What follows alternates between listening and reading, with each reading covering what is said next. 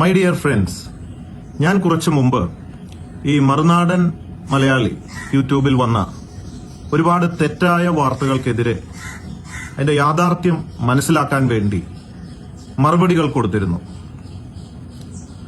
അത് വളരെ രേഖാമൂലം സത്യസന്ധമായിട്ടാണ് ഞാൻ എല്ലാത്തിനും മറുപടി പറഞ്ഞത്. ആ എന്റെ വീഡിയോയ്ക്ക് ഫേസ്ബുക്കിലൂടെ 36 ലക്ഷം പേരാണ് ഫേസ്ബുക്കിൽ വന്നത്. അതിൽ ഒരു 15 പേരോളം എനിക്ക് നെഗറ്റീവായിട്ടാണ് സ്റ്റേറ്റ്മെന്റ് കമന്റ്സ് ഇട്ടിട്ടുള്ളത്.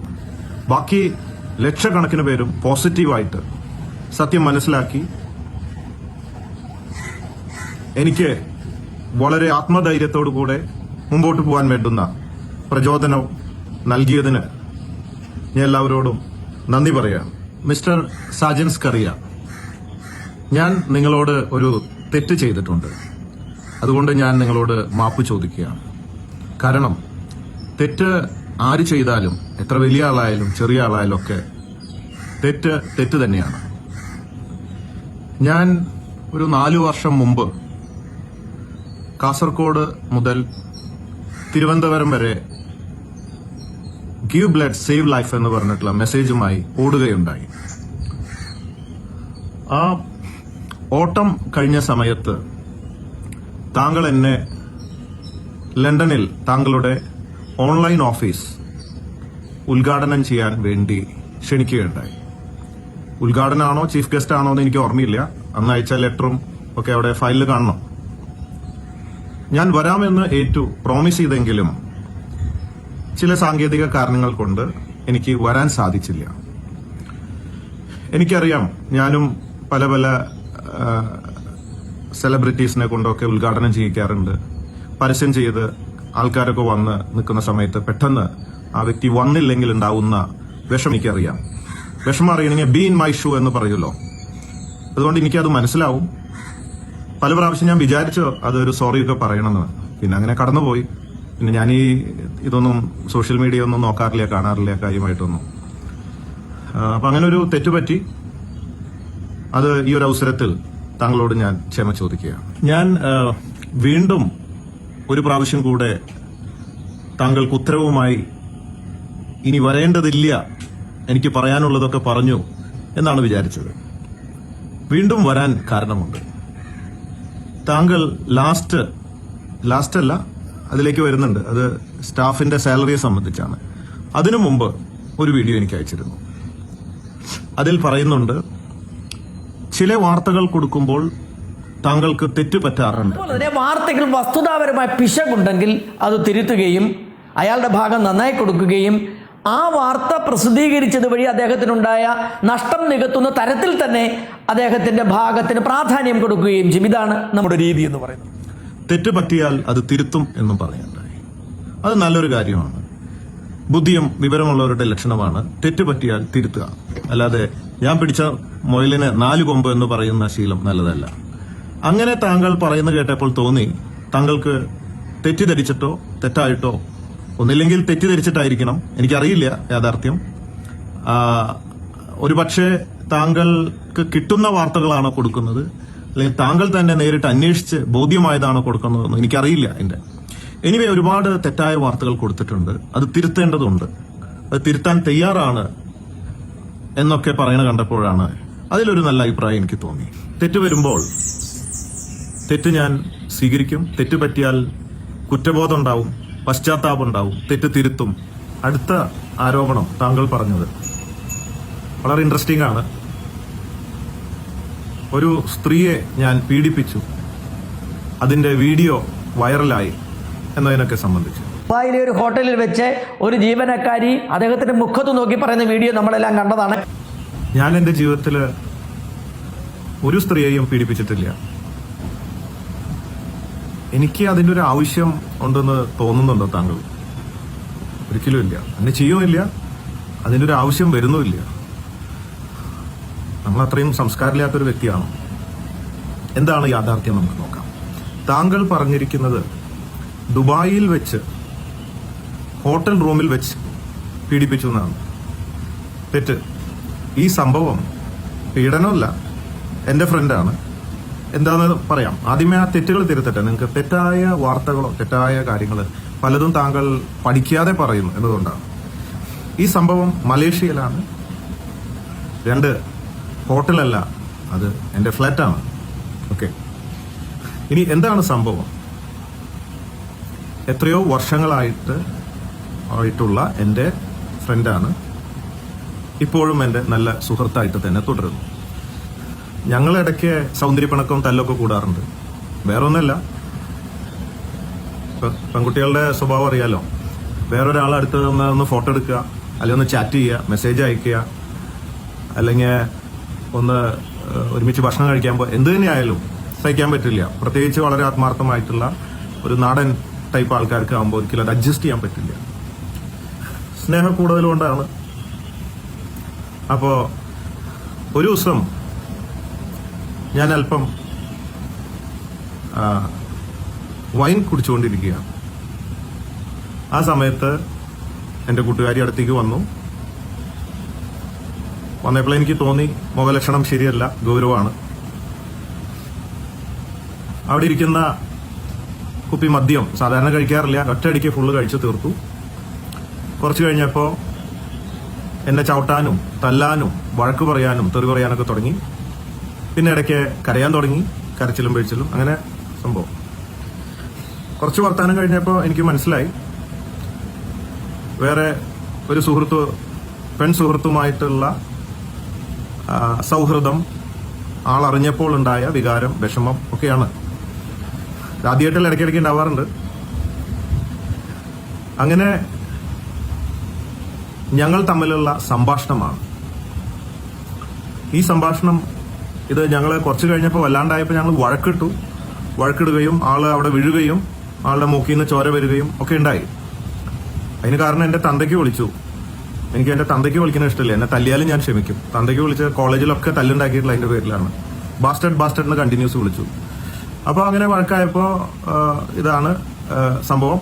അങ്ങനെ ഇരിക്കുമ്പോൾ ആള് ആ ദേഷ്യത്തിന് ഫോൺ എടുത്തിട്ട് ഇത് റെക്കോർഡ് ചെയ്യാൻ തുടങ്ങി. എൻ്റെ ടോക്ക് വേറെ ഒന്നുമല്ല, അങ്ങോട്ട് ഇങ്ങോട്ട് തല്ലൂടുന്നത് വേറെ ഒന്നുമില്ല. പലരും ഈ വീഡിയോ വരുന്നത് എങ്ങനെയാ വൈറലാവണേന്ന് വെച്ചാൽ, ഈ വീഡിയോയിൽ പെണ്ണുമില്ല, സെക്സും ഇല്ല, ഒന്നുമില്ല. ഞാൻ മാത്രമേ ഉള്ളൂ. എൻ്റെ സംസാരം ആള് റെക്കോർഡ് ചെയ്യുന്നു, അതുകൊണ്ട് ഞാൻ മാത്രമേ ഉള്ളൂ. അതിൽ വേറെ സെക്സോ കാര്യങ്ങളോ ഒന്നും തന്നെ ഇല്ല. പക്ഷേ എങ്ങനെ ഈ വീഡിയോ വൈറലായി? സോഷ്യൽ മീഡിയയുടെ കാലഘട്ടമല്ലേ. എങ്ങനെ ബിസിനസ് ചെയ്യാം, എങ്ങനെ വൈറലാക്കാം, എങ്ങനെ കാശുണ്ടാക്കാം എന്നൊക്കെ. ഒരു വ്യക്തി, പേര് പറയുന്നില്ല, അയാള് തെറ്റായ പ്രചരണം നടത്തിയതിനും ബ്ലാക്ക് മെയിൽ ചെയ്തതിനൊക്കെ 2 കേസുണ്ട്. ഒന്ന് അറസ്റ്റ് വാറന്റ് ജാമ്യം എടുത്തിട്ട് നിലവിലുണ്ട്, 2ാമത്തെ കേസ് നടക്കുന്നു. ഓക്കെ, പേര് പറയുന്നില്ല, കേസ് നിലനിൽക്കുന്നുണ്ട്. ഒരു വ്യക്തി എന്നെ ഒരു ദിവസം വിളിച്ചിട്ട് പറയാണ്, നിങ്ങളുടെ ഒരു വീഡിയോ ഉണ്ട് എന്ന് പറഞ്ഞു. മോശമായ വീഡിയോ ആണെന്ന് പറഞ്ഞു. ഞാൻ പറഞ്ഞു, എന്ത് വീഡിയോ? മോശമായിട്ട് ഞാൻ കണ്ടിട്ടില്ല അങ്ങനെ ഒരു വീഡിയോ. അപ്പൊ ഇന്നതാ വീഡിയോ എന്ന് പറഞ്ഞു. അതിലെന്താ മോശമായിട്ടുള്ളത്? ഞാൻ ഇരുന്ന് സംസാരിക്കുന്നത്, വഴക്കൂടുന്നത് എന്നെ മാത്രമേ ഉള്ളൂ. എന്റെ ഫ്രണ്ട് ഷൂട്ട് ചെയ്തിട്ടുണ്ട്, അതിൽ പ്രത്യേകിച്ച് കുഴപ്പമൊന്നുമില്ല. പിന്നെ ബോബി ചമ്മണ്ണൂരല്ലേ ഇത്തിരി തെറി പറയുന്നു, വഴക്ക് പറയുന്നു, സംസ്കൃതം പറയുന്നു എന്നുള്ളതല്ലേ, സാരില്ല. അയാൾ എന്നെ ബ്ലാക്ക് മെയിൽ ചെയ്യാൻ നോക്കി. 2 കോടി രൂപ തന്നാൽ ഈ വീഡിയോ ഞാൻ റിലീസ് ചെയ്യില്ല എന്ന് പറഞ്ഞു. ഞാൻ പറഞ്ഞു, 2 രൂപ ഞാൻ തരില്ല.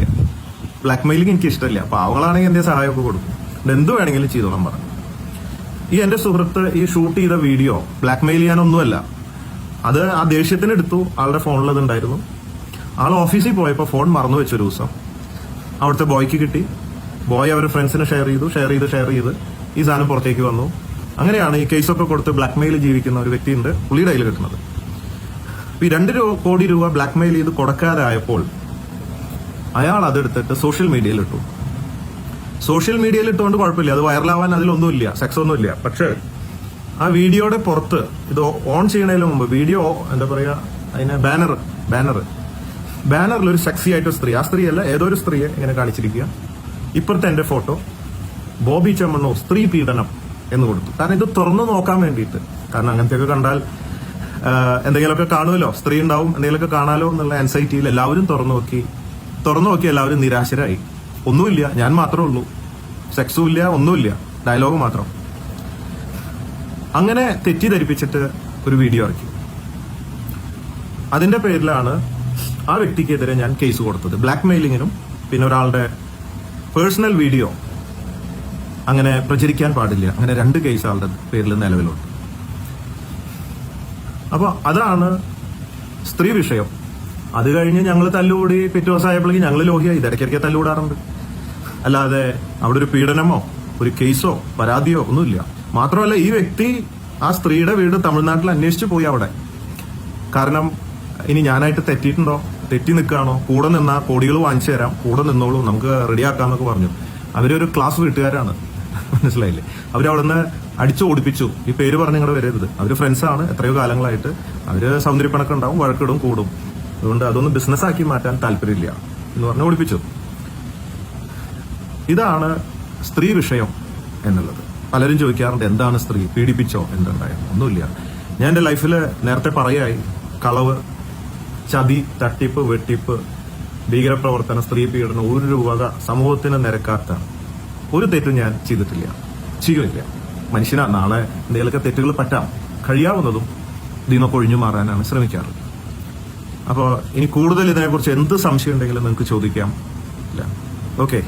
ഇതുമായി ബന്ധപ്പെട്ടിട്ടാണ് ഇനി അടുത്ത കാര്യം വരുന്നത്. അടുത്തൊരു ചോദ്യം താങ്കൾ, ബോബി ചെമ്മണ്ണൂർ 2000 കോടി രൂപയുടെ തട്ടിപ്പ് നടത്തിയെന്ന് അച്യുതാനന്ദൻ ഒരു പത്രസമ്മേളനത്തിൽ പറയുകയുണ്ടായിരുന്നു. പ്രതിപക്ഷ നേതാവായിരുന്ന VS അച്യുതാനന്ദൻ പത്രസമ്മേളനത്തിൽ 2000 കോടി രൂപയുടെ തട്ടിപ്പാണ് ബോബി ചെമ്മണ്ണൂർ നടത്തുന്നത് എന്ന് പറഞ്ഞിരുന്നു. ഇത് എല്ലാ ചാനലുകളിലും അത് വന്നു. വരാൻ കാരണം അച്യുതാനന്ദൻ വേറെ ഒരു വ്യക്തിയെക്കുറിച്ച് ഒരു ലൈവ് പത്രസമ്മേളനം നടത്തിക്കൊണ്ടിരിക്കുകയായിരുന്നു. ആ പത്രസമ്മേളനത്തിന്റെ അവസാന സമയമായപ്പോൾ ഞാൻ നേരത്തെ പറഞ്ഞ 2 കോടി ബ്ലാക്ക് മെയിൽ ചെയ്യാൻ ശ്രമിച്ച ആ വ്യക്തി ഒരു കുറിപ്പ്, എഴുതിയ കുറിപ്പ് അച്യുതാനന്ദന്റെ കയ്യിൽ കൊണ്ടുകൊടുക്കുക. അദ്ദേഹത്തിന് ഇതിന്റെ കഥയൊന്നും അറിയില്ല. അദ്ദേഹം വായിച്ചു, ബോബി ചെമ്മണ്ണൂർ 2000 കോടിയുടെ തട്ടിപ്പ് നടത്തി, അന്വേഷിക്കണം എന്ന് വായിച്ചു.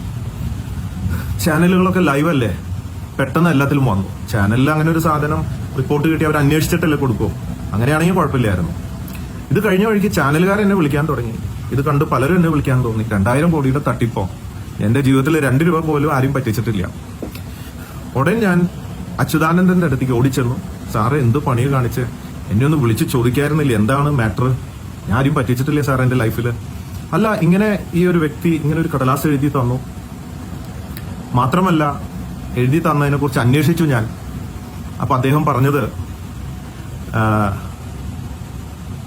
ഞാൻ അതിന്റെ യാഥാർത്ഥ്യത്തിലേക്കാണ് ഇനി വരാൻ പോകുന്നത്. സാധാരണ ഒരു കമ്പനിയിൽ, ഒരു ലിമിറ്റഡ് കമ്പനിയിൽ എത്ര വേണമെങ്കിലും ഷെയർ ഹോൾഡേഴ്സിന് ഷെയർ എടുക്കാം എന്നായിരുന്നു നിയമം ആദ്യം. എന്നാൽ ആ നിയമം മാറി. ഒരു കമ്പനിയിൽ 200 ഷെയർ ഹോൾഡേഴ്സിനേക്കാൾ കൂടുതൽ പാടില്ല എന്നൊരു നിയമം വന്നു. പക്ഷെ നമ്മുടെ സ്റ്റാഫ് അത് അറിഞ്ഞില്ല, ഉത്തരവാദിത്തമില്ലായ്മ. അതുകൊണ്ട് 200-ൽ കൂടുതൽ ഷെയർ നിയമം ഉള്ളപ്പെടുത്തിയിരുന്നു. നിയമം മാറിയപ്പോൾ അത് കുറച്ചില്ല. ശരിക്കും വേണ്ടത് എന്താ? അടുത്ത കമ്പനിയിലാണ് കൂടുതൽ ആൾക്കാർ. ഓരോരോ കമ്പനികളിലായിട്ടാണ് 200 പേരെ എടുക്കേണ്ടത്. പക്ഷെ ആദ്യത്തെ നിയമം അനുസരിച്ച് എടുത്തു പോന്നിരുന്ന അതങ്ങോട്ട് തുടർന്നു. പുതിയ നിയമം അറിഞ്ഞില്ല, ഉത്തരവാദിത്തമില്ലായ്മ, എന്തോട്ടെ. അതുകൊണ്ട് അങ്ങനെ എടുത്തു എന്ന് പറയുന്ന നിസ്സാരമായ ഒരു കാര്യമാണ്. അതൊരു ടെക്നിക്കൽ ഡിഫക്റ്റ് ആണ്, തട്ടിപ്പല്ല. അതുകൊണ്ട് സെബി ഡിപ്പാർട്ട്മെന്റിനെ കൊണ്ട് ഇത് അന്വേഷിപ്പിക്കണം, ഇത് ഭയങ്കര തട്ടിപ്പൊക്കെയാണെന്ന് പറഞ്ഞു കൊടുത്തിട്ടുള്ളത്. അപ്പോൾ ഞാൻ അച്യുതാനന്ദന്റെ അടുത്ത് പറഞ്ഞു, സാറേ കുഴപ്പമില്ല, ഇതാണോ എന്നാ ആ മാറ്റർ പറയണ്ടേ. കമ്പനിയിൽ 200-ൽ കൂടുതൽ ഷെയർ ഹോൾഡേഴ്സ് വന്നു, അത് ശരിയല്ല, നിയമത്തിനെതിരാണ്, ആ വസ്തുത പറയണ്ടേ. അപ്പൊ ആള് പറഞ്ഞു, എനിക്ക് ആ യാഥാർത്ഥ്യം ഒന്നും അറിയില്ലായിരുന്നു എന്ന് പറഞ്ഞു. സെബിയിലോട്ട് പരാതിപ്പെട്ടിട്ടുണ്ടെന്ന് പറഞ്ഞു. ഞാൻ പറഞ്ഞു, എനിക്ക് കുഴപ്പമില്ല, പരാതിപ്പെട്ട എന്താണ്ടാവുക, തെറ്റാണെങ്കിൽ നമ്മളോട് പറയാം, അത് ചെയ്യരുതെന്ന് പറയും, ഒരു ഫൈൻ ഇടും, 5 ലക്ഷമോ 10 ലക്ഷമോ ഫൈൻ ഇടും. ഞാൻ അത് സ്വീകരിക്കും. എന്റെ സ്റ്റാഫിനെ പറ്റിയ അബദ്ധം ഞാൻ ഏറ്റെടുക്കും, തിരുത്തും. സ്റ്റാഫ് ചെയ്താലും കുറ്റം കമ്പനിയുടെ എന്റെ ആണല്ലോ, അങ്ങനെയാണല്ലോ വരിക. അങ്ങനെ സെബി അന്വേഷിച്ചു, ഡിപ്പാർട്ട്മെന്റുകൾ അന്വേഷിച്ചു, അത് തെറ്റാണെന്നും അതിന് ഫൈനും ഒക്കെ ഉണ്ട്. അത് തിരുത്തി കറക്റ്റ് ചെയ്തു, അത്രയേ ഉള്ളൂ. അപ്പോ 2000 കോടി എനിക്ക് അന്ന് ബിസിനസ് ഉണ്ടായിരുന്നു. എന്റെ ബിസിനസ് ടേൺ ഓവർ അന്ന് 2000 കോടിയാണ്. ഇന്നിപ്പോ 3000 കോടിയിൽ കൂടുതലാണ്. അപ്പോ 2000 കോടിയുടെ ബിസിനസിന് പകരം പറഞ്ഞത് 2000 കോടിയുടെ തട്ടിപ്പ് ആളങ്ങോട്ട് എഴുതി കൊടുക്കുക. അപ്പൊ വൺസ് അത് ലൈവ് ആയതുകൊണ്ട്, ചാനലിൽ വന്നു പോയതുകൊണ്ട് ഈ വ്യക്തികൾ പറയുന്നത് എങ്ങനെയാണെന്നറിയാം. ഇങ്ങനെ ചില ഓൺലൈനുകൾ പറയാം, അവർ പറഞ്ഞു എന്ന് പറയില്ല. അവർ പറഞ്ഞു എന്ന് പറഞ്ഞാൽ അവർക്കെതിരെ കേസ് കൊടുക്കുന്ന പേടിയുണ്ട്. കാരണം 2000 കോടി തട്ടിച്ചത് കാണിച്ചു തരണല്ലോ കോടതിയിൽ. ആരെ പറ്റിച്ച ഒരാളെങ്കിലും കാണിച്ചു തരണ്ടേ? അല്ലെങ്കിൽ ഗവൺമെന്റിന് നഷ്ടം വന്നിട്ടുണ്ടോ, ഒരു ബാങ്കിനെ പറ്റിച്ചിട്ടുണ്ടോ, വ്യക്തിയെ പറ്റിച്ച് കാണിച്ചു കൊടുക്കാൻ പറ്റില്ല. അപ്പൊ അവർ പറയുന്നത് ഇങ്ങനെയാ, ചാനലുകളിൽ വന്നു അച്യുതാനന്ദൻ പറഞ്ഞു എന്ന് പറയാ, അല്ലാണ്ട് ഞാൻ പറഞ്ഞു എന്ന് പറയില്ല, ചാനലുകാരൻ പറഞ്ഞു എന്ന് പറയില്ല. അപ്പൊ കേസാവും. അപ്പൊ അച്യുതാനന്ദൻ തെറ്റിദ്ധരിച്ച് പറഞ്ഞു. ലൈവ് അല്ല, ബുദ്ധി, ഈ വ്യക്തിയുടെ ബുദ്ധി കണ്ട ലൈവിൽ എഴുതി കൊടുക്കുകയാണ്. അപ്പോഴേ വരുള്ളൂ. അല്ലെ അച്യുതാനന്ദൻ ഇത് എന്താ ഏതാന്നൊക്കെ അന്വേഷിച്ചിട്ടേ കൊടുക്കുള്ളൂ. പിന്നെ എന്തുകൊണ്ട് ഈ വ്യക്തി കൊടുത്തപ്പോൾ എടുത്തു എന്നുള്ളതാണ്. അച്യുതാനന്ദനുമായിട്ട് അത്യാവശ്യം അടുപ്പുള്ള ഒരു വ്യക്തിയാണ് എന്നാണ് ഞാൻ മനസ്സിലാക്കിയത്. അടുപ്പം എന്ന് പറയുമ്പോൾ പല പല വാർത്തകളും എത്തിച്ചു കൊടുക്കാറുണ്ട് എന്നതാണ് മനസ്സിലാക്കി. വാർത്തകൾ എത്തിച്ചു കൊടുക്കുന്ന വ്യക്തി. ഞാൻ അതിലേക്കൊന്നും പോകുന്നില്ല. അപ്പോൾ ആ ഒരു വിശ്വാസത്തിലെടുത്തത് പുള്ളി കൊടുത്ത വഴിക്ക് വായിച്ചു. പിന്നെ പുള്ളിക്ക് പിന്നെ തോന്നി, അയ്യോ അതൊന്ന് നോക്കാമായിരുന്നു എന്നുള്ളത്. പറഞ്ഞു പോയി, ലൈവ് അല്ലേ. അപ്പൊ അതെടുത്തിട്ടാണ് ഈ ബ്ലാക്ക്മെയിൽ. എന്റെ വീഡിയോ പ്രചരിപ്പിക്കാതിരിക്കാൻ 2 കോടി ചോദിച്ച് ബ്ലാക്ക്മെയിൽ ചെയ്തപ്പോൾ കൊടുക്കാത്ത വൈരാഗ്യം കൊണ്ട് ഈ വീഡിയോ ഇടുകയും പോരാത്തതിന് ആ വൈരാഗ്യം തീർക്കാൻ വീണ്ടും ഇതുപോലെ 2000 കോടിയുടെ തട്ടിപ്പ് എന്ന് പറഞ്ഞ് അച്യുതാനന്ദനെ തെറ്റിദ്ധരിപ്പിച്ച് ലൈവ് വാർത്തയിൽ പ്രചരിപ്പിക്കുകയും ചെയ്തു. എന്തായിരുന്നു അദ്ദേഹത്തിന്റെ ഇനി ശരിയായ ലക്ഷ്യം? പെട്ടെന്ന് ചാനലുകളിലൊക്കെ 2000 കോടിയുടെ തട്ടിപ്പ് എന്ന് പറഞ്ഞു വരുമ്പോൾ എന്താ ഉണ്ടാവുക? പുള്ളിയുടെ ബുദ്ധി എന്തായിരുന്നു? ഷെയർ ഹോൾഡേഴ്സൊക്കെ ഉള്ളതല്ലേ. പെട്ടെന്ന് ഷെയർ ഹോൾഡേഴ്സൊക്കെ എല്ലാവരും കടയുടെ മുമ്പിലേക്ക് ഒന്നായിട്ട് ഓടി വരും. ഓടി വന്നാൽ ഒരുമിച്ച് ക്യാഷ് ആയിട്ട് കൊടുക്കാൻ പറ്റുമോ? ഇല്ല. പുള്ളിക്ക് അതറിയാം. അപ്പൊ എന്താവും? കാരണം ഇപ്പൊ ബാങ്കിലായാലും ഇന്നത്തെ ഏത് വലിയ ഗ്രൂപ്പ് ആയാലും ഇന്ത്യയിലെ പൈസ കൊടുത്തത് ബിസിനസ് ചെയ്യാനാണ്. ബിസിനസ് ചെയ്ത് കാശ് ഉണ്ടാക്കി സ്ഥാപനത്തിന്റെ ലാഭത്തിന്റെ വിഹിതം നേടാനല്ലേ ഷെയർ എടുക്കുന്നത്. അതുകൊണ്ട് കൊടുത്ത കാശായിട്ട് ഇഷ്ടമുള്ള ഓടി ചെന്നിട്ട് വാങ്ങാൻ പറ്റുമോ? ഒരു കാലാവധി ഇല്ലേ? 1 വർഷത്തെ കാലാവധി ആകുമ്പോൾ കാലാവധി ആകുമ്പോഴാണ് വന്ന് വാങ്ങുക. അപ്പോ ഇദ്ദേഹത്തിന്റെ ഉദ്ദേശം എല്ലാവരും വന്ന് കാശ് ചോദിച്ച് അവിടെ തിക്കും തിരക്കുണ്ടാക്കി തല്ലുണ്ടാക്കി കേസായി ഇത് അടച്ചു പൂട്ടിക്കാനുള്ള ഒരു സ്ക്രിപ്റ്റാണ് ആൾ മെനഞ്ഞത് അവിടെ. അപ്പോ പക്ഷേ 3 ആള് വന്നിട്ട് ആണ് കാശ് പിൻവലിക്കാൻ വന്നത്. ഉടൻ തന്നെ ഒരാൾക്ക് കാശ് കൊടുത്ത വഴിക്ക് അവർ പറഞ്ഞു, സാറേ തെറ്റിദ്ധരിച്ചാണ്, ഒരു കുഴപ്പമില്ല എന്ന് പറഞ്ഞിട്ട് അവർ വേണ്ടാന്ന് പറഞ്ഞു പോയി. എന്തുകൊണ്ടാണ് ആരും ഓടി വരാഞ്ഞത്? ഇത്രയും ചാനലുകളിൽ വന്നിട്ട് പോയി. കാരണം എന്നെ മാത്രമല്ല, ഈ കേരളത്തിലുള്ള പഴയ ആൾക്കാർക്ക് പോലും എന്റെ അപ്പനെയും എന്റെ അപ്പൂപ്പനെയും അറിയാം. കഴിഞ്ഞ 157 വർഷത്തെ വിശ്വസ്ത പാരമ്പര്യമുള്ള ഗ്രൂപ്പാണ് ചെമ്മണ്ണൂർ ഗ്രൂപ്പ്. ഇന്ന് വരെ ഒരാൾക്ക് 1 രൂപ കിട്ടാൻ ഉണ്ട്, സമയത്ത് കിട്ടിയില്ല, ലാഭം കിട്ടിയില്ല, മുതൽ കിട്ടിയില്ല, ഒരാൾക്ക് പറയാൻ പറ്റില്ല. ഒരാളെ സാജൻ സ്കറിയ നിങ്ങൾ കാണിച്ചു തന്നാൽ, സത്യസന്ധമായ ആളെ, അല്ല നേരത്തെ പറഞ്ഞ കള്ളക്കേസ് കൊടുത്ത ഒരു ഭാസ്കരൻ 1-2 പേരെ കാണിച്ചിട്ട് അവര് പറഞ്ഞു എന്നല്ല, സത്യസന്ധമായി അന്വേഷിച്ച് ബോബി ചെമ്മണ്ണൂർ 1 രൂപ പറ്റിച്ചു എന്ന് പറയുന്ന ഒരാളെ കൊണ്ടുവന്നാൽ ഞാൻ ഈ ബോബി ചെമ്മണ്ണൂർ ഗ്രൂപ്പ് ഞാൻ ഒരൊറ്റ ഒപ്പില് എഴുതി നിങ്ങൾക്കോ ആർക്കും നിങ്ങൾ പറയണവർക്ക് ഞാൻ എഴുതി തരും. ഓപ്പൺ ആയിട്ടാണ് ഞാൻ പറയുന്നത്. അതുകൊണ്ട് എന്നെ അറിയുന്ന എന്റെ ഇടപാടുകാർക്ക് എന്നെ അറിയാം, വർഷങ്ങളായിട്ട് അറിയാം. അതുകൊണ്ട് ഏത് ചാനലല്ല, BBC വന്നാലും ഒരാൾ ഓടി വരില്ല, ഒരാളും വിളിച്ചു ചോദിക്കുക പോലും ഇല്ല, അനങ്ങില്ല. അത്രയും ദൃഢബന്ധമാണ്, അത്രയും വിശ്വാസമാണ്. എത്രയോ ഷെയർ ഹോൾഡേഴ്സ് ലൈനായിട്ട് നിൽക്കുക, പൈസ ഇപ്പൊ ആവശ്യമില്ലാത്തതുകൊണ്ട് വാങ്ങാണ്ടിരിക്കുക. ഓരോ പുതിയ പുതിയ പ്രോജക്റ്റുകൾ വരുമ്പോൾ വാങ്ങുന്നുണ്ട്. ഇനിയിപ്പോ വലിയ വലിയ പ്രോജക്റ്റുകൾ വരുമ്പോൾ വാങ്ങും. ഒരു 10,000 ഏക്കറോളം 4 സ്ഥലത്തായിട്ട് ഭൂമി എടുത്തിട്ട് ഇന്ത്യയിലെ ഏറ്റവും വലിയ റിസോർട്ടുകളും അഗ്രി ടൂറിസം, ഫാം ടൂറിസം, പിന്നെ helicopter service, Rolls Royce taxi തുടങ്ങി ഇന്ത്യയിലെ ദ ബിഗ്ഗസ്റ്റ് കമ്പനി ആവാൻ വേണ്ടി ഞാൻ അടുത്ത ഘട്ടങ്ങളിലേക്ക് പണി തുടങ്ങിക്കൊണ്ടിരിക്കുകയാണ്. അപ്പോൾ ആവശ്യം വരുമ്പോൾ വാങ്ങും. ഇപ്പൊ ഇത്തിരി പേര് തരാൻ ബാക്കിലുണ്ട്, ആവശ്യത്തിന് വാങ്ങും. അതുകൊണ്ട് കാശിന് ബുദ്ധിമുട്ടില്ല, ഒരാൾ ഓടി വരില്ല. അപ്പൊ ഇങ്ങനെയുള്ള പരിപാടികൾ, കള്ളക്കേസുകൾ ഒക്കെ കൊടുത്ത് തെറ്റിദ്ധരിപ്പിക്കുക. പിന്നെ ആ വ്യക്തി പറഞ്ഞാണ്, അത് ഈ മിസ്റ്റർ സാജൻ പറഞ്ഞു എന്നല്ല, നേരത്തെ പറഞ്ഞ 2 crores ബ്ലാക്ക് മെയിലിംഗ് ചെയ്തിട്ടുള്ള മറ്റൊരു പരിപാടി ഞാൻ കണ്ടത്. എന്റെ 2 കട ഞാൻ പൂട്ടി, ജ്വല്ലറി സെയിൽസ് കുറഞ്ഞ് നഷ്ടമായപ്പോ. ബിസിനസ് അല്ലേ, ചില കടകൾ നഷ്ടമായിരിക്കും, ചിലത് ലാഭമായിരിക്കും, ചില നഷ്ടമുള്ള കടകൾ 1-2 വർഷം കഴിയുമ്പോൾ വീണ്ടും ലാഭത്തിലാകും. ഇതൊക്കെ സർവ്വസാധാരണം. നഷ്ടം വന്നാ നിർത്തിയിട്ട് ലാഭമുള്ള കച്ചവടം ചെയ്യണമല്ലോ, ആരായാലും അങ്ങനെയല്ലേ ചെയ്യണ്ടേ. അല്ലാതെ പ്രസ്റ്റീജിന് വേണ്ടി നഷ്ടം സഹിച്ച് കട നടത്തണോ? ആരെ ബോധിപ്പിക്കാൻ? ഇപ്പൊ അടുത്തിടെ കോവിഡ് വന്നപ്പോ കേരളത്തിലൊരു മെയിൻ ഗ്രൂപ്പാണ് 100 കടകൾ ഇന്ത്യക്ക് പുറത്തുള്ളത് അവിടെ അടക്കിയാണെന്ന് ഓപ്പണായിട്ട് ഡിക്ലെയർ ചെയ്ത് ന്യൂസ് വന്നിരുന്നു പത്രങ്ങളിലൊക്കെ.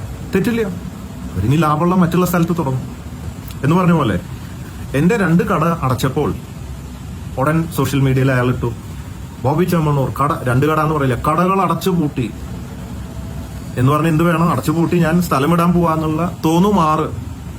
അപ്പുറത്തെ 4 കട തുറക്കണത് പറയില്ല, പൂട്ടിയതേ പറയുള്ളൂ. ലക്ഷ്യം എന്താണ്? കച്ചവടം വരും, ലാഭനഷ്ടം ഉണ്ടായിക്കോട്ടെ, അതൊരു കുറ്റമല്ല. നമ്മൾ കച്ചവടം മുമ്പോട്ട് ചെയ്യുക എന്നുള്ളതാണ്, ഒരു തെറ്റല്ലല്ലോ, കുറ്റമല്ലല്ലോ കടം വാങ്ങി ബിസിനസ് ചെയ്യുക എന്നുള്ളത്. ഈ ലോകത്തെ എല്ലാ വലിയ ഗ്രൂപ്പുകളും കടം വാങ്ങിയിട്ടാണ് എക്സ്പാൻഷൻ നടത്തുന്നത്. പക്ഷെ ഇവിടെ ചില വ്യക്തികളുടെ ഉദ്ദേശം, ആ വ്യക്തിയുടെ ഉദ്ദേശം എന്താ? ബിസിനസ് എങ്ങനെ അടച്ചു പൂട്ടിക്കാം, അതിനുവേണ്ടി എങ്ങനെ തെറ്റിദ്ധരിപ്പിക്കാം, അതിനുവേണ്ടി എങ്ങനെ സോഷ്യൽ മീഡിയ മിസ്യൂസ് ചെയ്യാം, എങ്ങനെ ബ്ലാക്ക്മെയിൽ ചെയ്യാം, ഇതായിരുന്നു ഇയാളുടെ ലക്ഷ്യം. ആ വ്യക്തിയാണ് ഈ പറഞ്ഞ അച്യുതാനന്ദനെ തെറ്റിദ്ധരിപ്പിച്ചതും ഈ സ്ത്രീയുടെ വീഡിയോ, സ്ത്രീ ഉണ്ടെന്ന് തെറ്റിദ്ധരിപ്പിച്ച് ഞാൻ എന്റെ സംസാരത്തിലുള്ള വീഡിയോ എടുത്തിടുന്നത്. ഇതൊക്കെയാണ് ഇതിന്റെ യാഥാർത്ഥ്യങ്ങൾ. അതുകൊണ്ട് എന്ത് സംശയങ്ങളുണ്ടെങ്കിലും മിസ്റ്റർ സാജൻ സ്കറിയ എന്നോട് ചോദിക്കാം, ഞാൻ ഉത്തരം തരാം. നിങ്ങൾക്ക് അന്വേഷിക്കാം, അന്വേഷിച്ച് യാഥാർത്ഥ്യങ്ങൾ അറിഞ്ഞ്, യഥാർത്ഥ ഒരു പത്രമാധ്യമത്തിന്റെ ശരിയായ പ്രവർത്തന മതമാണ് അതാണ്. അതുകൊണ്ട് നിങ്ങൾക്ക് എന്തു വേണമെങ്കിലും എന്നോട് ചോദിച്ചോളൂ, എന്തുണ്ടെങ്കിലും ഞാൻ പറഞ്ഞു തരാം. തെറ്റുപറ്റിയാൽ ഞാൻ തിരുത്തും, പ്രായശ്ചിത്തം ചെയ്യും, കുറ്റബോധം ഉണ്ടാവും. നിങ്ങൾ ധൈര്യമായിട്ട് ന്യൂസ് കൊടുത്തോളൂ, ഞാൻ നിങ്ങളെ സ്വാധീനിക്കാനോ ഒന്നും വരില്ല. അടുത്ത ബോബി ചെമ്മണ്ണൂരിന്റെ തട്ടിപ്പ് കോഴിക്കോട് ബാലുശ്ശേരിയിലുള്ള ഭാസ്കരൻ എന്ന വ്യക്തിയുടെ സ്ഥലം കൈക്കലാക്കി തിരിച്ചു കൊടുത്തില്ല, പറ്റിച്ചു. ബാലുശ്ശേരി ഉണ്ണികുളം ഭാസ്കരൻ എന്നയാൾ 59 സെന്റ് സ്ഥലം പണയം വെച്ചിട്ട് ആ സ്ഥലം ബോബി ചെമ്മണ്ണൂരുടെ ഭാര്യയുടെ പേരിലേക്ക് മാറ്റി അത് പണമെല്ലാം അടച്ചു കൊടുത്തിട്ട് തിരിച്ചു കിട്ടാതിരുന്ന സംഭവം. ഇതാണ് താങ്കളുടെ മറ്റൊരു ആരോപണം. അത് തെറ്റാണ്, ഞാൻ നിഷേധിക്കുകയാണ്. ഭാസ്കരൻ പൈസ ഒന്നും തന്നെ തിരിച്ചടയ്ക്കാത്തത് കൊണ്ട് കൈയും കാലും പിടിച്ച് അന്നത്തെ സ്ഥലം ഇതുപോലെ ബാലുശ്ശേരി അറിയുന്നവർക്കറിയാം, ബാലുശ്ശേരിയിൽ ഒരുപാട് ഉള്ളിലോട്ട് പോയിട്ട് ഗ്രാമത്തില് ഉള്ള ഒരു സ്ഥലം രജിസ്റ്റർ ചെയ്ത് തന്നു പൈസയ്ക്ക് പകരം. അതിലും ബാക്കി കിട്ടാനുണ്ട്, അല്ല അതിലും ഒന്നും അടച്ചിട്ടില്ല. അങ്ങനെ ഇരിക്കുമ്പോൾ സ്ഥലം വില കൂടിക്കഴിഞ്ഞപ്പോ വീണ്ടും ഇതുപോലെ കുബേര, വില കൂടിയ സ്ഥലത്തിനൊക്കെ വില കൂടുമ്പോൾ ഉടൻ ഉണ്ടായിട്ടുള്ള ഒരുപാട്, എനിക്ക് മാത്രമല്ല ഒരുപാട് പേർക്ക് ഉണ്ടായിട്ടുണ്ട് ഇങ്ങനത്തെ കേസുകൾ. കുബേരക്ക് ഇതിൽ കേസ് കൊടുക്കുക, പല സെക്ഷനിൽ കേസ് കൊടുക്കുക. അങ്ങനെ കേസ് കൊടുത്തു, പോലീസും കോടതിയൊക്കെ അന്വേഷിച്ചു, രേഖാമൂലം ഇതെല്ലാം വ്യക്തമായി കേസ് ഞാൻ ജയിച്ചു. ഈ ഭാസ്കരൻ എന്ന് പറഞ്ഞ ആൾക്ക് അത്യാവശ്യം കഴിവും കാര്യങ്ങളൊക്കെ ഉണ്ട്. ഭാസ്കരൻ ഒരു തട്ടിപ്പിലൂടെ, ഒരു കള്ളക്കേസ് കൊടുക്കുന്നതിലൂടെ ഇത് വാങ്ങിച്ചെടുക്കാമെന്നാണ് വിചാരിച്ചത്. അന്നത്തെ വില എനിക്ക് തിരിച്ചു തരാമെന്ന് പറഞ്ഞു. 5000 രൂപ വില ഉള്ള സാധനം ഇപ്പൊ സെന്റിന് 2 ലക്ഷം ആകുമ്പോൾ അന്നത്തെ വില ഞാൻ ഇപ്പൊ തരാം, എനിക്കിത് മുഴുവൻ തിരിച്ചു തരണം. മാത്രമല്ല ഗുണ്ടായിസം, ഫോണിക്കോടെ ഗുണ്ട എന്നെ വിളിച്ചു, തിരിച്ചു കൊടുത്തില്ലെങ്കിൽ അങ്ങനെയാക്കും ഇങ്ങനെയാക്കുന്നു. അപ്പോൾ ഒന്നും കൂടെ എനിക്ക് വാശി കൂടി. നമ്മൾ ഗുണ്ടായിസം കൊണ്ടും ഭീഷണി കൊണ്ടൊന്നും വഴങ്ങി കൊടുക്കില്ല. ആരുടെ അടുത്താ, ഏത് വലിയ ഗുണ്ടായാലും നേർക്ക് നേരെ ചോദിക്കും, അങ്ങനെ ശീലം.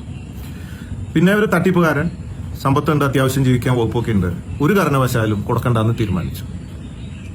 എന്ന് മാത്രമല്ല അവിടെ ഞങ്ങൾ ഈ മൊത്തത്തിൽ ഒരു 1000 വീട് വെച്ച് കൊടുക്കണ ഒരു പദ്ധതി ഡിക്ലെയർ ചെയ്തിട്ടുണ്ടായിരുന്നു.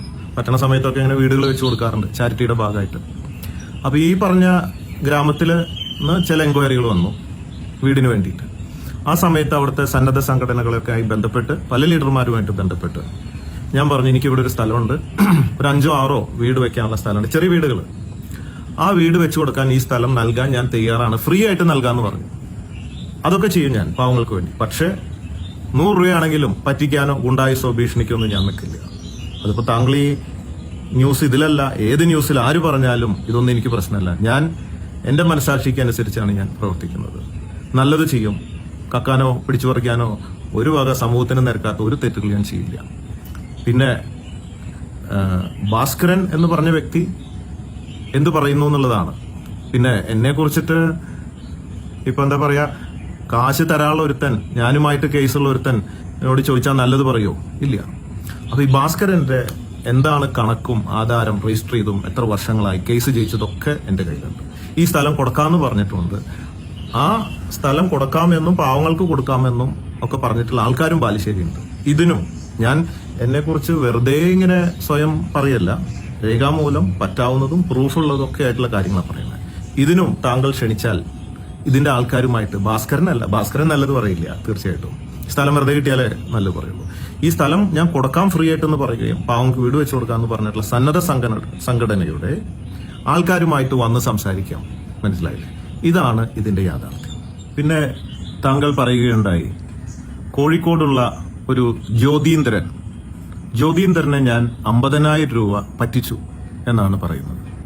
കോഴിക്കോട് നടക്കാവ് പോലീസ് സ്റ്റേഷനിൽ രജിസ്റ്റർ ചെയ്ത ഒരു ജ്യോതീന്ദ്രൻ എന്നയാൾ 50,000 രൂപ കടം വാങ്ങിയതിനു ശേഷം അയാൾ ലക്ഷങ്ങൾ കൊടുത്തിട്ടും അയാളുടെ സ്വത്തുക്കൾ നഷ്ടപ്പെട്ടു പോയ കേസ്. അത് തെറ്റായ വാർത്തയാണ്. ഈ ജ്യോതീന്ദ്രൻ എനിക്ക് തോന്നുന്നു ഒരു 20-25 വർഷം മുമ്പായിരിക്കണം സ്വർണം കടം വാങ്ങി തിരിച്ചടയ്ക്കേണ്ട സമയങ്ങളൊക്കെ കഴിഞ്ഞിട്ടും തിരിച്ചടയ്ക്കാൻ പറ്റാതെ വന്നപ്പോൾ അദ്ദേഹത്തിന്റെ സ്ഥലം നിർബന്ധമായിട്ടും എന്നോട് വാങ്ങണമെന്ന് പറഞ്ഞു. പലരും റെക്കമെൻഡ് ചെയ്തു. ആ കാലത്തൊക്കെ അറിയാലോ, ഭൂമി 25 വർഷം മുമ്പ് സെന്റിന് 5,000-6,000 ഒക്കെ ഉള്ള സ്ഥലമാണ് ഇപ്പോൾ സെന്റിന് 1 ലക്ഷം, 2 ലക്ഷം, 3 ലക്ഷം ഒക്കെ ആയി മാറിയത്. ആ കാലത്ത് അത് നിർബന്ധിച്ച് വാങ്ങുകയും ബാക്കി 5,000 രൂപ കുറവുള്ളത് പിന്നെ തരാം എന്ന് പറഞ്ഞു ആണ് ഇത് അവസാനിപ്പിച്ചത്. പിന്നെ അത് തരയൊന്നും ഉണ്ടായില്ല. പിന്നീട് ഒരു സമയത്ത് സ്റ്റാഫ്, ഇത് ഞാൻ അറിയുന്നില്ല, പിന്നീടാണ് മനസ്സിലാവുന്നത് സ്റ്റാഫിൽ നിന്ന് പലതും എല്ലാ കാര്യങ്ങളും ഞാൻ അറിയണമെന്നില്ലല്ലോ, ഓരോ ഡീലിങ്സും. ഈ 5,000 രൂപ കിട്ടാനുള്ളതിന് വേണ്ടിയിട്ട് അവരുടെ ഫയൽ പ്രകാരം സ്റ്റാഫിന്റെ ഉത്തരവാദിത്തമാണല്ലോ, വീണ്ടും കേസും ഫയലൊക്കെ നടത്തി കോടതിയും പോലീസിലൊക്കെ പോയി. പക്ഷെ ഇതൊന്നും ഞാൻ അറിയുന്നില്ല. പല കേസുകളും നടക്കാറുണ്ടല്ലോ, ബിസിനസ് സംബന്ധമായിട്ട് പൈസ കിട്ടാനോ സ്വർണം കടം വാങ്ങിയിട്ടൊക്കെ വരാറുണ്ട്. അങ്ങനെ കേസ് നിലനിൽക്കുമ്പോൾ ഈ ജ്യോതീന്ദ്രൻ ഒരു പ്രാവശ്യം എന്നെ വന്ന് കാണുകയാണ്. സാറേ, ഞാൻ പൈസയൊക്കെ അടച്ചു, ഒരു 5,000 മാത്രമേ ബാക്കിയുള്ളൂ, ഞാനത് സ്ഥലം രജിസ്റ്റർ ചെയ്ത് തന്നു, ഇതൊക്കെ ശരി തന്നെയാണ്. ഇപ്പോ സ്ഥലത്തിന് വില കൂടി, ഈ 6,000 ഉള്ള സ്ഥലം ഇപ്പോ 1-2 ലക്ഷം ഒക്കെ ആയി. അതിപ്പോ ഒരു 5 വർഷത്തിനുള്ളിലാണ് പിന്നെ ഈ സംഭവം ഉണ്ടായത്. ഇതിന് ശേഷം, ഇത്രയും വർഷങ്ങൾക്ക് ശേഷമാണ്. എനിക്ക് കഴിയാൻ മാർഗമില്ല, വീടില്ല, കുട്ടിയെ കെട്ടിക്കണം, ഒരുപാട് പ്രാരാബ്ദങ്ങളൊക്കെ ഉണ്ട്.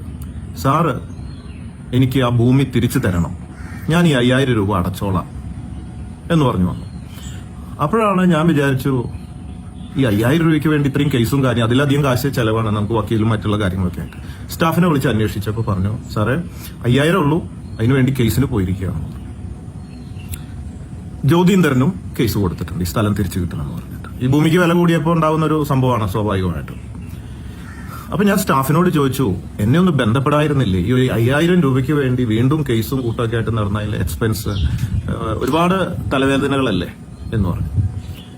അങ്ങനെ ഞാൻ ജ്യോതീന്ദ്രനെയും സ്റ്റാഫിനെയും വിളിച്ചിരുത്തിയിട്ട് പറഞ്ഞു, ഈ 5,000 രൂപയാണ്, ഇഷ്ടമുണ്ടെങ്കിൽ അടയ്ക്കാം, ഇനി അടച്ചില്ലെങ്കിലും കുഴപ്പമില്ല എന്നെ സംബന്ധിച്ച്. താങ്കളുടെ വിഷമം എന്നോട് പറഞ്ഞു, അന്വേഷിച്ചു, പാവപ്പെട്ട ഒരു മനുഷ്യനാണ്, വേറെ ഗതിയില്ല, അതുകൊണ്ടാണ് നമ്മുടെ അടുത്ത് വന്നിട്ടുള്ളത്. ഞാൻ അത് വിട്ടുകൊടുക്കാൻ പറഞ്ഞു, കേസ് അവസാനിപ്പിച്ചു. ആ ഭൂമി അദ്ദേഹത്തിന് തിരിച്ച് രജിസ്റ്റർ ചെയ്ത് കൊടുത്തു. എല്ലാം 8-10 സെന്റ് ആയിരിക്കണം.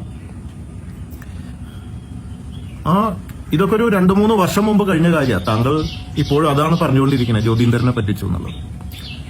എന്ന് മാത്രമല്ല, ഈ 5,000 വിട്ടുകൊടുത്ത സ്ഥലം തിരിച്ചു കൊടുത്തിട്ട്, ഇതൊരു പക്ഷേ സ്റ്റാഫിന് വേണമെങ്കിൽ വിട്ടുകൊടുക്കാമായിരുന്നു. ഒരു 5,000 രൂപയുടെ കാര്യമാണ്, ഒരു മനുഷ്യത്വം വെച്ചിട്ടൊക്കെ വിട്ടുകൊടുക്കാമായിരുന്നു. എന്റെ അറിവിൽ വന്നാൽ ഞാൻ അതൊക്കെ ചെയ്യും. പക്ഷെ എന്റെ അറിവിൽ വരുന്നില്ല പലതും. ഒരുപാട് ആയിരക്കണക്കിന് ഡീലിങ്സ് ഉണ്ടാവും. നമ്മളെല്ലാം ഓരോ ഡീലിങ്സും അറിയണമെന്ന് നിർബന്ധമില്ല. സ്റ്റാഫിനെ വിളിച്ചിട്ടെല്ലാം ഓക്കെ ആക്കി. ഈ ജ്യോതീന്ദ്രൻ ഇതിനൊക്കെ ശേഷം ഈ അടുത്തിടെയൊക്കെ ആളുടെ ഭാര്യ ടെറസുമിൽ നിന്ന് വീണിട്ട് ആശുപത്രിയിൽ കിടക്കുമ്പോൾ ബില്ല് കൊടുക്കാൻ പൈസ ഇല്ലാണ്ട് എന്നെ വിളിച്ചു. ഞാനാണ് ഹോസ്പിറ്റൽ ബില്ലടച്ചത്. ഇതിനുശേഷം മറ്റൊരു സാമ്പത്തിക ബുദ്ധിമുട്ട് വന്നപ്പോൾ എന്നെ വിളിച്ചു, ഞാൻ സഹായിച്ചു. നല്ല ഫ്രണ്ട്സാണ് ഞങ്ങള്. പുള്ളി പറയും, സാർ എന്താവശ്യമുണ്ടെങ്കിൽ വിളിച്ചോ, ഞാൻ ഓടി വരും, ഞാൻ അങ്ങേക്ക് വേണ്ടി മരിക്കും എന്നൊക്കെ പറഞ്ഞിട്ട് വളരെ ലോഹ്യത്തിലുള്ള മനുഷ്യനാണ്. അപ്പൊ ഇദ്ദേഹത്തിനെ വിളിച്ചാൽ നിങ്ങളുടെ സ്റ്റുഡിയോയിലേക്ക് അദ്ദേഹം വരും. ജ്യോതീന്ദ്രൻ, നിങ്ങൾ ഓരോന്നും ചോദിക്കുക, ഞാൻ ഈ പറയുന്നതൊക്കെ ശരിയാണോ, പോലീസ് സ്റ്റേഷനിൽ പോവുക, കോടതിയിൽ പോവുക, ഇതൊക്കെ രേഖകളുള്ളതിലൊക്കെ എടുത്ത് പരിശോധിക്കുക. പുള്ളിക്ക് തീർ കൊടുത്തതും എനിക്ക് കിട്ടാണ്ടായതൊക്കെ നോക്കിയാൽ കാണാവുന്ന രേഖാമൂലമുള്ള കാര്യങ്ങളാണൊക്കെ ഞാൻ പറയുന്നത്. ഇനി ഈ ജ്യോതീന്ദ്രൻ തന്നെ വന്ന് നിങ്ങളുടെ അടുത്ത് സംസാരിക്കും. താങ്കൾ അനുവദിച്ചാൽ മതി, താങ്കളുടെ സ്റ്റുഡിയോയിൽ ജ്യോതീന്ദ്രനോ എനിക്കൊക്കെ ഒരു അവസരം എന്താ, ലൈവായിട്ട് നമുക്ക് ഇതൊക്കെ സംസാരിക്കാം. താങ്കളുടെ എല്ലാ തെറ്റിദ്ധാരണയാണെങ്കിൽ ഈ എല്ലാ തെറ്റിദ്ധാരണകളും മാറ്റാവുന്നതാണ്. അപ്പൊ ഇതാണ് ജ്യോതീന്ദ്രന്.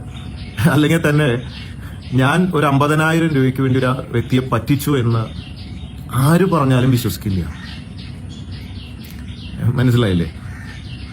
ഞാൻ എന്റെ ജീവിതത്തിൽ ഒരു 100 രൂപ ആരും പറ്റിച്ചിട്ടില്ല. ഒരു 100 കോടി രൂപയിലധികം ഈ കഴിഞ്ഞ ഒരു 25-30 വർഷത്തിനുള്ളിൽ നോക്കിയാൽ 100 കോടി രൂപയിലും കൂടുതൽ എമൗണ്ട് ഞാൻ ചാരിറ്റി പ്രവർത്തനങ്ങൾക്ക് ഉപയോഗിച്ചിട്ടുണ്ട്. പാവങ്ങൾക്ക് വീട് വെച്ച് കൊടുത്തിട്ടുണ്ട്. ഇപ്പോഴും തുടർന്നുകൊണ്ടിരിക്കുന്നുണ്ട്. എന്റെ ഈ ഒറ്റ ഓട്ടത്തിൽ ഞാൻ 14 കോടി സ്പെൻഡ് ചെയ്തിട്ടുണ്ട്. എത്ര 1000 ചില്ലാൻ ചെക്കാണ് കൊടുത്തത്. രേഖാമൂലം പാവങ്ങൾക്ക് കൊടുത്ത മുഖ്യമന്ത്രിയെ കൊടുത്തത്. ബാങ്കിന്റെ സ്റ്റേറ്റ്മെന്റ് ഉണ്ട്, ഇപ്പൊ എടുത്ത് നോക്കിയാലും കാണാം. ഞാൻ വരാം, 1000 ചെക്കുകളുടെ കോപ്പി ആയിട്ട് വരാം. അത് വെറുതെ ഞാൻ സഹായിച്ചു എന്നല്ല പറയുന്നത്. കൊടുത്തത് രേഖാമൂലം ഞാൻ അവിടെ വരും. അപ്പോൾ ഇതൊക്കെ വെറുതെ പറയുന്നതല്ല, ജനങ്ങൾക്കൊക്കെ അറിയാം. ബോബി ചെമ്മണ്ണൂർ 50,000 രൂപ പറ്റിച്ചു എന്ന് പറഞ്ഞാൽ ഒരാൾ വിശ്വസിക്കില്ല. പിന്നെ തെറ്റുപറ്റാട്ടാ, ഞാൻ മനുഷ്യനാണ്. എല്ലാ കണക്കും ഞാൻ നോക്കണമെന്നില്ല. ചില വ്യക്തികളുടെ ഈ പറഞ്ഞ പോലെ പൈസയൊക്കെ അടച്ചിട്ടും ചെറിയ ബാലൻസ് ഉണ്ടെങ്കിൽ സ്റ്റാഫ് അവരുടെ ഉത്തരവാദിത്തം എന്ന നിലയ്ക്ക് ചിലപ്പോൾ ചെയ്യാം. ഞാൻ അറിയണമെന്നില്ല. സ്റ്റാഫ് ചെയ്താലും തെറ്റ് സ്ഥാപനത്തിന്റെയാണ്. സ്ഥാപനം എന്ന് പറയുമ്പോൾ എന്റെയാണ്. സ്റ്റാഫ് തെറ്റ് ചെയ്താലും ഞാനാണ് കുറ്റക്കാരനായിട്ട് വരിക. ഞാനത് ഏറ്റെടുക്കുന്നു. ഒരു റെസ്പോൺസിബിലിറ്റിയാണ് ഒരു ഓണറുടെ. അതുകൊണ്ട് ചെറിയ ചെറിയ തെറ്റുകളൊക്കെ വരാം. ഞാൻ ഒരു പുണ്യാളനൊന്നല്ല, പച്ചയായ മനുഷ്യനാണ്. തെറ്റുകൾ വരാം. പക്ഷെ തെറ്റ് ചെയ്യാതെ തെറ്റ് ആരോപിക്കപ്പെടുമ്പോൾ, കുറ്റം ആരോപിക്കപ്പെടുമ്പോൾ അതാണ് ഒരു മനുഷ്യന്റെ ഏറ്റവും വലിയ വേദന.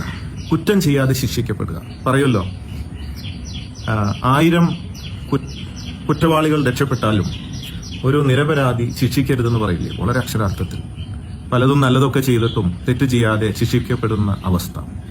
അതുകൊണ്ട് നാളെ എനിക്ക് തെറ്റ് വരില്ല എന്നൊന്നും പറയില്ല. ഞാനും പച്ചയായ മനുഷ്യനാണ്. തെറ്റുകൾ വരാം.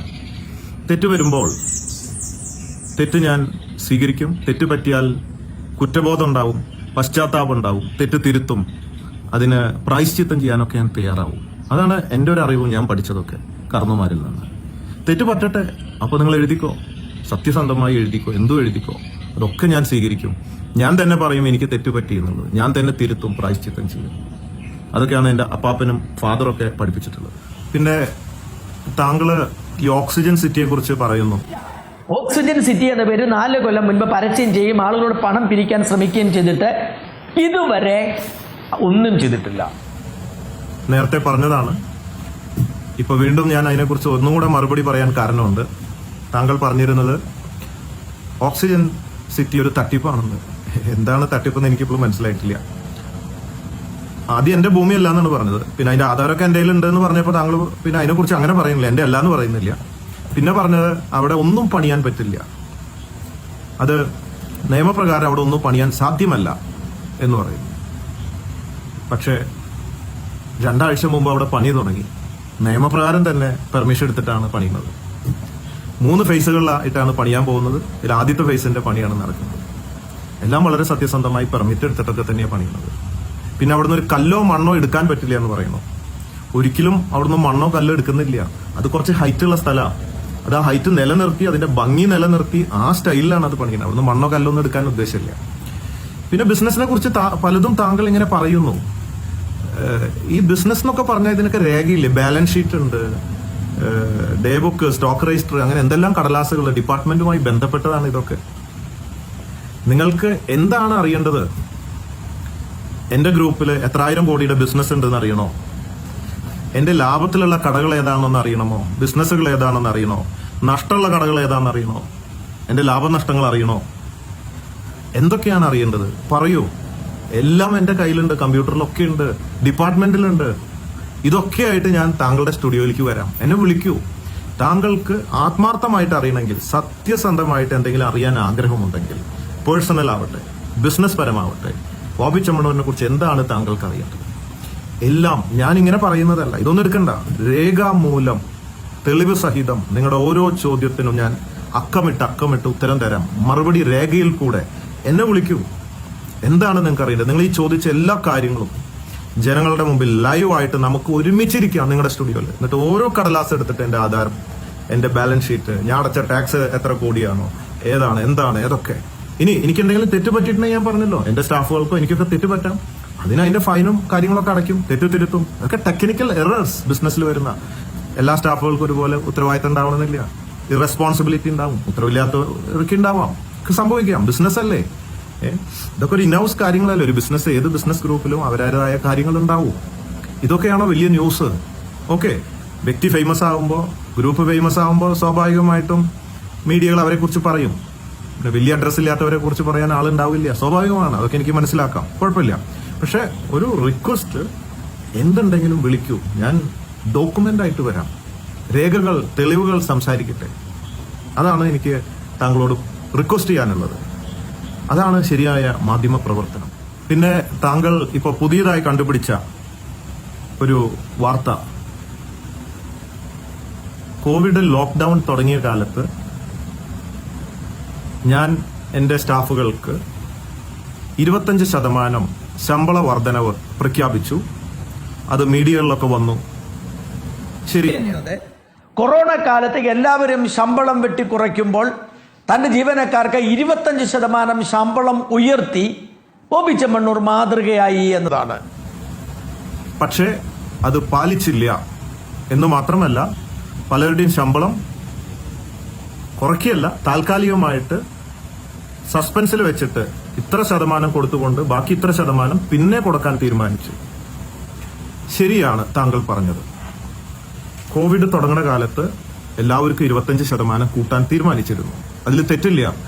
എന്റെ ഗ്രൂപ്പിന്റെ വളർച്ചയും ലാഭവും സ്റ്റാഫിന്റെ ആത്മാർത്ഥതയും കണക്കിലെടുത്തുകൊണ്ട്, ഞാനും സ്റ്റാഫും തമ്മിലുള്ള ദൃഢ ബന്ധം കണക്കിലെടുത്തുകൊണ്ട്, സ്റ്റാഫില്ലാതെ ഒന്നും നടക്കില്ല. Staff is the backbone of the group. ഒരു ഗ്രൂപ്പിന്റെ പ്രധാന വിജയത്തിന്റെ ഏറ്റവും വലിയ ഭാഗം, അതിന്റെ നട്ടെല്ലാണ് സ്റ്റാഫ്. എന്നുകൊണ്ട് അവരെപ്പോഴും നമ്മൾ കയ്യിലെടുത്തുകൊണ്ടിരിക്കണം, സ്നേഹിച്ചുകൊണ്ടിരിക്കണം. അവർക്കും എന്നോട് അങ്ങനെയൊക്കെ തന്നെയാണ്. ഞാൻ ഡിക്ലെയർ ചെയ്തു. പക്ഷേ ലോക്ക്ഡൌൺ നീണ്ടുപോവുകയാണ് മാസങ്ങളോളം. അപ്പൊ ഞാൻ തീരുമാനം മാറ്റി. എന്താണ്? വലിയ ശമ്പളമുള്ളവർക്ക് 1 ലക്ഷം, 2 ലക്ഷം, 3 ലക്ഷം അങ്ങനെയൊക്കെ ശമ്പളമുള്ളവർക്ക് തൽക്കാലം കൂട്ടുന്നില്ല. 10,000, 20,000 അങ്ങനെയൊക്കെയുള്ള താഴെ ലെവലിലുള്ളവരുടെ ശമ്പളം കൂട്ടുന്നുണ്ട്. കട്ടിംഗ് ഇല്ലാതെ കൊടുക്കണം തൽക്കാലം. മറ്റുള്ളവരും കട്ടിംഗ് അല്ല, പിന്നീട് നൽകാം. കുറച്ച് അത്യാവശ്യം. ഓക്കെ, 2 ലക്ഷം ഉള്ളവന് ഇപ്പോൾ 1 ലക്ഷം കിട്ടിയാൽ തൽക്കാലം ബുദ്ധിമുട്ടൊന്നുമില്ല, സമ്പാദ്യം കുറയുന്നുള്ളൂ, പിന്നെ കിട്ടിയാലും മതി. ഇതിൽ എന്താണ് തെറ്റ്? ബിസിനസ് അല്ലേ? അല്ലെങ്കിൽ ഞാൻ അത് മീഡിയനെ വിളിച്ച് പറയാൻ മറന്നു, അല്ലെങ്കിൽ അപ്പപ്പോ പറഞ്ഞില്ല എന്നതാണോ? ഞാൻ എന്റെ സ്ഥാപനത്തിലെ ഗ്രൂപ്പിലെ, എത്രയും വലിയ ഗ്രൂപ്പല്ലേ, 6-7 ബിസിനസ്സുകൾ ചെയ്യുന്നുണ്ട്, ലക്ഷക്കണക്കിന് സ്റ്റാഫുകളുണ്ട്.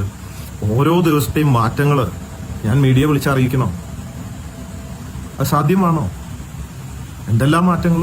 ഇന്നെടുത്ത നയം ആയിരിക്കില്ല നാളെ, തീർച്ചയായിരിക്കും മാറ്റങ്ങൾ ഉണ്ടായിരിക്കും. ബിസിനസ് ലാഭത്തിൽ നടത്താന്നുള്ളതാണ് അല്ലേ? അപ്പൊ ഇതൊക്കെ മീഡിയയിൽ അന്ന് പറഞ്ഞു, ഇന്ന് ഞാൻ പറഞ്ഞില്ല എന്നൊക്കെ പറയുന്നില്ലേ? അല്ലെങ്കിൽ ഇതൊക്കെ ഇനൗസ് മാറ്റർ അല്ലേ, ഗ്രൂപ്പിന്റെ ഉള്ളിലുള്ള കാര്യങ്ങളല്ലേ? ഇതൊക്കെ ഇത്രയും വലിയ ഒരു ന്യൂസ് ആണോ? ഞാനൊന്ന് തുമ്മി, അല്ലെങ്കിൽ ഞാൻ അവിടെ മൂത്രമൊഴിച്ചു, ഞാൻ എവിടെയാ മൂത്രമൊഴിക്കണേ എന്ന പോലെയുള്ള ചെറിയ ചെറിയ കാര്യങ്ങളാണ് ഇതൊക്കെ. എനിക്ക് കുഴപ്പമില്ല, താങ്കൾ ഇതൊക്കെ ന്യൂസ് ആക്കണോണ്ട്. സത്യത്തിൽ സത്യം പറയട്ടെ, ഇതൊക്കെ എനിക്ക് പരസ്യമാണ്. എന്തൊക്കെ പറയുന്നുവോ, ഇപ്പൊ ഓക്സിജൻ സിറ്റിയെ കുറിച്ചിട്ട് 3 വർഷമായിട്ട് 2-3 ഓൺലൈനുകൾ ഇങ്ങനെ പറഞ്ഞു തുടങ്ങി. ഇപ്പൊ ഓക്സിജനിൽ പെർമിഷൻ കിട്ടി. ഇപ്പൊ ഞാൻ ഇതിന് മറുപടി തന്നു. ജനങ്ങൾക്കത് മനസ്സിലായി. ഇനി ഓക്സിജൻ സിറ്റിക്ക് എന്റെ ലൈഫിൽ പരസ്യം ചെയ്യേണ്ട ആവശ്യമില്ല. ലോകം മുഴുവൻ ബൈഹാർട്ടാണ് ഓക്സിജൻ സിറ്റി എന്നുള്ളത് ബോബി ചെമ്മണ്ണൂരിന്റെ. ഇപ്പൊ ഞാൻ ഈ പറഞ്ഞതും അവർ കേൾക്കും. പെർമിഷൻ കിട്ടി പണി തുടങ്ങിയെന്നാ പറയണേ, പറ്റാത്ത എന്ന് പറഞ്ഞ പോലെ. എന്നെ സംബന്ധിച്ച് ഇതൊക്കെ പരസ്യം വെറുതെ കിട്ടുന്നതാ. എനിക്കിഷ്ടമാണ് മാർക്കറ്റിംഗ്, അഡ്വർടൈസ്മെന്റ് ഒക്കെ. എന്റെ സ്റ്റാഫുകൾ ഒരാൾ പോലും പോയിട്ടില്ല, എല്ലാവരും വർക്ക് ചെയ്യുന്നുണ്ട്. ആരെങ്കിലും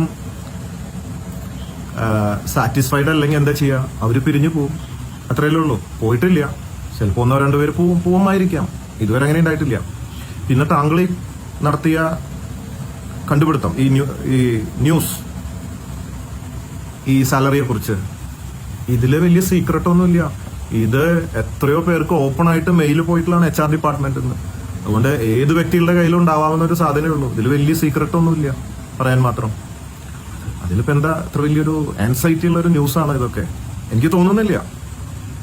അതുകൊണ്ട് എന്തുണ്ടെങ്കിലും എന്നെ വിളിക്കാം. എന്റെ നമ്പർ ഞാൻ ഇതിൽ പറയുന്നില്ല, കാരണം ഒരുപാട് ലക്ഷക്കണക്കിന് ആൾക്കാരിലേക്ക് പോകുന്നതല്ലേ. നിങ്ങൾ ബന്ധപ്പെടാൻ ശ്രമിച്ചാൽ ഞാൻ സംസാരിക്കാം. എന്ത് ആവശ്യം ഉണ്ടെങ്കിലും വിളിച്ചോളൂ. അല്ലെങ്കിൽ എനിക്കൊരു താങ്കളുടെ അടുത്ത് ലൈവായിട്ട് ഇരുന്ന് സംസാരിക്കാൻ ഒരു അവസരം തരും. ഞാൻ എന്താ ഒരു കള്ളനോ കൊലപാതകയോ ഭീകരനോ ഉണ്ടോ? ഒരു ദോഷം ഞാൻ ആർക്കും ചെയ്തിട്ടില്ല. പറ്റാവുന്ന ഉപകാരം പറ്റാവുന്നവർക്ക് ചെയ്യാറുണ്ട്. പിന്നെ എപ്പോഴും എല്ലാം ചെയ്യാൻ പറ്റാറില്ല. ഇതിപ്പോ 10-15 പേര് നെഗറ്റീവ് ന്യൂസ് ഇട്ടു എന്ന് പറഞ്ഞു. അതിൽ ഒരാൾ ഐഡന്റിഫൈ ചെയ്ത് ആരാന്നറിയോ? പിരിവിന് വന്ന ആളാ. പിരിവ് കൊടുത്തില്ല, തെറ്റി. ഈ വ്യക്തിക്ക് പല വർഷങ്ങളിലും പിരിവ് കൊടുക്കണതാ. ഈ വർഷം കൊടുക്കാൻ പറ്റിയില്ല. ഞാൻ പറഞ്ഞു ഈ പ്രാവശ്യം നമ്മൾ നേരിട്ടിട്ട് കുറെ പ്രവർത്തനങ്ങൾ നടത്തുന്നുണ്ട്. ബോബി ഫാൻസ് ചാരിറ്റബിൾ ട്രസ്റ്റ് ഈ കോവിഡ് കാലത്ത് ഒരുപാട് പ്രവർത്തനങ്ങൾ പല സ്റ്റേറ്റിൽ നിന്നും ബസ് വിളിച്ച ആൾക്കാരെ ഇവിടെ കൊണ്ടുവന്നു, വണ്ടികളിൽ ഇവിടെ എത്തിച്ചു. ഒരുപാട് കിറ്റുകൾ 14 ജില്ലകളിലും പാവപ്പെട്ടവർക്ക് ഒരുപാട് ബോബി ബസാറിന്റെ കിറ്റുകൾ എത്തിച്ചു കൊടുത്തു. അങ്ങനെ നല്ല ഒരുപാട് കാര്യങ്ങൾ നമ്മൾ ഈ ബോബി ഫാൻസ് ട്രസ്റ്റ് ചെയ്തിട്ടുണ്ട്.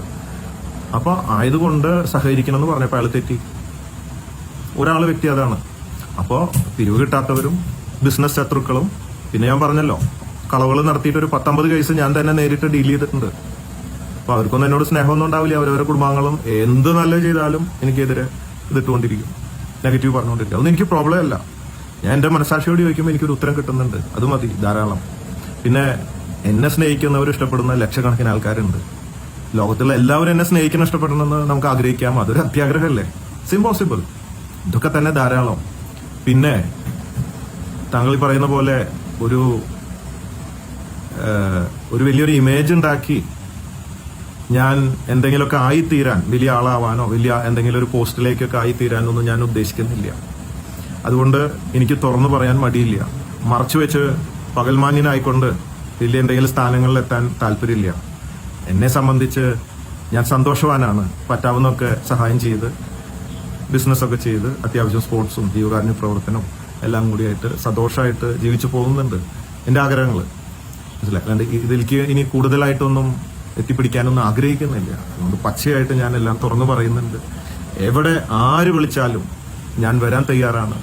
എന്തിനും രേഖകളുമായിട്ട് സത്യത്തിൽ സംസാരിക്കാൻ, സത്യത്തിനൊപ്പം നിൽക്കാൻ, സത്യത്തിന് വേണ്ടി ഏതറ്റം വരെ പോകാനും ഞാൻ തയ്യാറാണ്. It's welcome, open to everybody. താങ്കൾ പലപ്പോഴുമായിട്ട് പറയുന്നു മീഡിയ പ്രാധാന്യം കിട്ടാൻ വേണ്ടി പല കോപ്രായങ്ങൾ കാണിക്കുന്നുണ്ട്. ഈ മനുഷ്യൻ കാട്ടിക്കൂട്ടുന്ന കോപ്രായങ്ങളും വിഡ്ഢിവേഷങ്ങളും കണ്ടാണ്. കോപ്രായം എന്ന് വേണമെങ്കിൽ പറയാം. എന്റെ ഭാഷയിൽ അതല്ല. S A business man, marketing, sales, advertisement, popularity, ഇതൊക്കെ ആവശ്യമാണ് ബിസിനസ് വളരാൻ. പക്ഷെ സത്യസന്ധമായി നല്ല ഉദ്ദേശശുദ്ധിയോടുകൂടെ ബിസിനസ് ചെയ്ത് കാശുണ്ടാക്കി ഞാനും എൻ്റെ കുടുംബവും പാവപ്പെട്ട കുടുംബങ്ങളൊക്കെ ജീവിച്ചു പോകുന്നുണ്ട്. അതിനുവേണ്ടി ഇതൊക്കെ ചെയ്യുന്നുണ്ട്. പിന്നെ അവിടെ അതൊരു മോശമായ രീതിയിൽ ആണ് കേട്ടാൽ തോന്നുക പറയുന്നത്. അങ്ങനെ ഒരു പ്രശസ്തി കൊണ്ട് മാത്രം എന്തെങ്കിലും ആയിത്തീരാനൊന്നും ഉദ്ദേശിക്കുന്നില്ല. സ്ഥാനമാനങ്ങൾ. കാരണം 4-5 വർഷം മുമ്പ് ഞാൻ ഓടുമ്പോൾ കേരളം ഇളകി മറിഞ്ഞിരുന്നു. അതൊരു ഹിസ്റ്ററി ആയിരുന്നു. സ്ത്രീകളും കുട്ടികളും ലക്ഷക്കണക്കിന് പേരാണ് ഓടിയത് കുറച്ച് ദൂരം.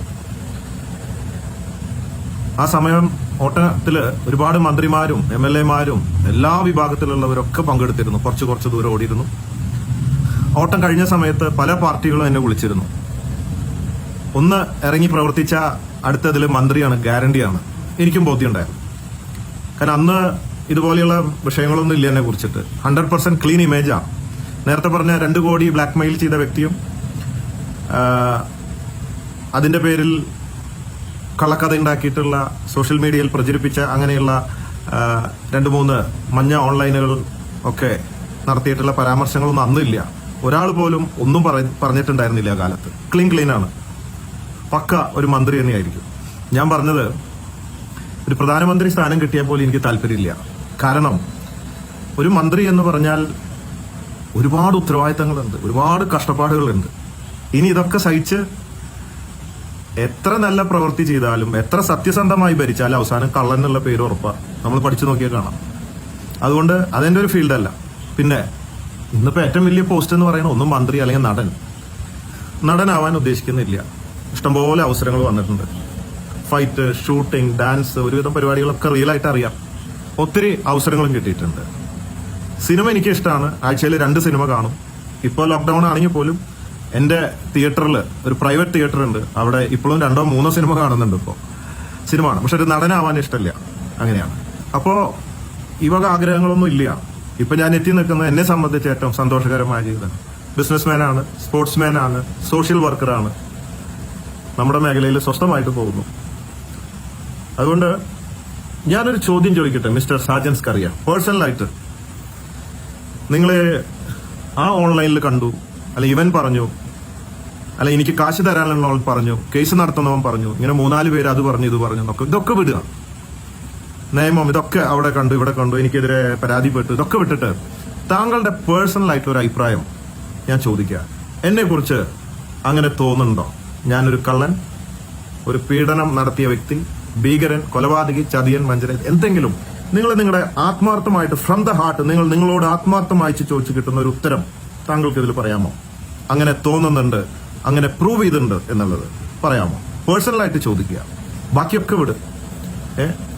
നിങ്ങൾ അതിന്റെ ഒരു പ്രതികരണമാണ് എനിക്ക് കിട്ടിയത്. 36 ലക്ഷം പേര് ഫേസ്ബുക്കിൽ വന്നിട്ട് 15 പേര് നെഗറ്റീവ് പറഞ്ഞതിന് ശേഷം ബാക്കി എത്ര പേരാണ് ഇതിനെക്കുറിച്ച്? കാരണം ആർക്കെങ്കിലും ഒരു അനുഭവം ഉണ്ടാവണ്ടേ, ഒരുത്തന്റെ പൈസ പോണ്ടേ, പറ്റിക്കപ്പെടണ്ടേ? ഒരു 3-4 കേസ് 25 വർഷം മുമ്പ് 10 സെന്റ് 5000 രൂപ വിലയുള്ള 10 സെന്റിന്റെ 3 കേസുകളും പറഞ്ഞിട്ട് അന്നുണ്ടായിരുന്ന, അതിപ്പോ ആരുടെ പേരിലും വേണേ കേസ് കൊടുക്കാമല്ലോ, എന്തും പറയാലോ, അതും പറഞ്ഞുകൊണ്ട് ഇതൊക്കെ വിട്ടിട്ട് ഫ്രം ദ ഹാർട്ട് ഞാൻ പറയുന്നു, സാജൻ സ്കറിയയ്ക്ക് സ്വന്തം മനസാക്ഷിയോട് ചോദിച്ചാൽ കിട്ടുന്ന ഉത്തരം ഇതൊന്നും ആയിരിക്കില്ല ഇതിനെക്കുറിച്ച്. പിന്നെ എന്റെ നെഗറ്റീവ് ഞാൻ തന്നെ പറഞ്ഞിട്ടുണ്ട്. ഞാൻ പുണ്യാളൊന്നല്ല, ഓപ്പണാണ്, ഒരു കുറ്റബോധമില്ല ആരുടെ മുമ്പിലും, ഒരാളുടെ മുമ്പിലും തലകുണിക്കേണ്ട ആവശ്യമില്ല.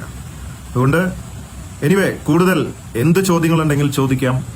ഞാൻ താങ്കളുടെ കോളിന് വേണ്ടി, എന്റെ ഫോൺ നമ്പർ അറിയില്ല, അതുകൊണ്ട് ഇനിയിപ്പോ വേണമെങ്കിൽ ഇങ്ങനെ തന്നെ ആക്കാം. താങ്കൾ ദിവസം, ഏത് ഡേറ്റ്, മാസം, സമയം, സ്ഥലം പറഞ്ഞാൽ ഇതിൽ കൂടെ പറഞ്ഞോളൂ, ഞാൻ അവിടെ എത്തിയിരിക്കും. എല്ലാ രേഖകളും നിങ്ങൾക്ക് ഇതിലൂടെ ചോദിക്കാം. എന്തൊക്കെ രേഖകൾ നിങ്ങൾക്ക് വേണമെന്ന് എല്ലാ രേഖകളുമായിട്ട് ഞാൻ നേരെ നിങ്ങളുടെ സ്റ്റുഡിയോയിലോട്ട് വരുന്നതായിരിക്കും. So conquer the world with love. I love you everybody.